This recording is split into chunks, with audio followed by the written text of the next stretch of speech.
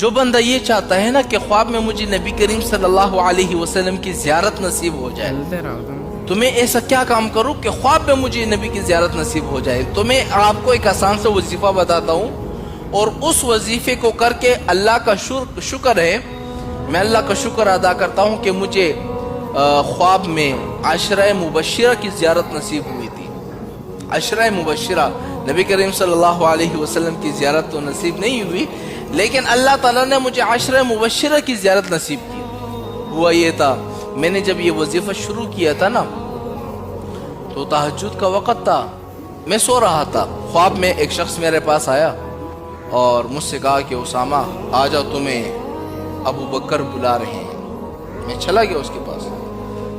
جب میں گیا، میں نے دیکھا حضرت ابو بکر، عثمان، علی، یعنی عشرہ مبشرہ شروع کے جتنے 10 صحابہ ہیں سارے بیٹھے ہوئے ہیں۔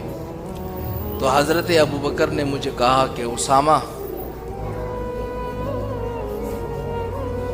جا کر ان سب کو خوش کر دو، جا کر کیا کر دو؟ ان سب کو خوش کر دو۔ پھر ہوا یہ کہ ہمارے جماعت کے ساتھی تھے، انہوں نے ہمیں نیند سے بیدار کیا، پھر ہم اٹھ گئے۔ ہے آپ سوچ نہیں سکتے کہ زندگی میں اگر مجھے کبھی خوشی محسوس ہوئی ہوگی نا، تو وہ خوشی تھی کہ خواب میں اللہ تعالیٰ نے مجھے عشرہ مبشرہ کی زیارت نصیب کی۔ حضرت ابوبکر، عمر، عثمان، علی، جتنے بھی 10 صحابہ ہیں، ان سب کی زیارت مجھے نصیب ہوئی۔ وہ کیوں نصیب ہوئی؟ کیونکہ میں نے ایک وظیفہ شروع کیا تھا۔ اب وہ وظیفہ کیا ہے میں آپ سب لوگوں کو بتانا چاہ رہا ہوں۔ جب آپ یہ وظیفہ شروع کر دو گے نا، تو انشاءاللہ 1 مہینے کے اندر آپ کو زیارت نصیب ہو جائے گی۔ اب وہ وظیفہ کون سا ہے؟ دیکھو آپ نے کرنا کیا ہے۔ جب آپ اس وظیفے کو شروع کرو گے تو اس میں کچھ شرائط ہے۔ شرائط کیا ہے؟ کہ جتنا ہو سکے اپنے آپ کو گناہ سے بچانا پڑے گا، چھوٹا گناہ ہو بڑا گناہ سب سے بچانا پڑے گا، یہ شرط ہے۔ پہلی شرط ہو گئی۔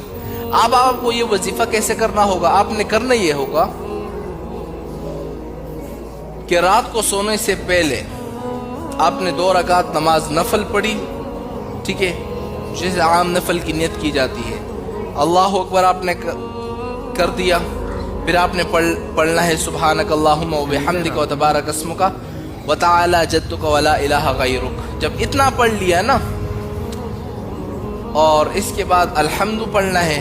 جب آپ نے الحمد پڑھ لیا ولا الضالین آمین، پھر اس کے بعد آپ نے 11 مرتبہ آیت الکرسی، 11 مرتبہ سورہ اخلاص، قل هو اللہ احد اللہ الصمد، یہ والی صورت 11 مرتبہ پڑھ لینی ہے۔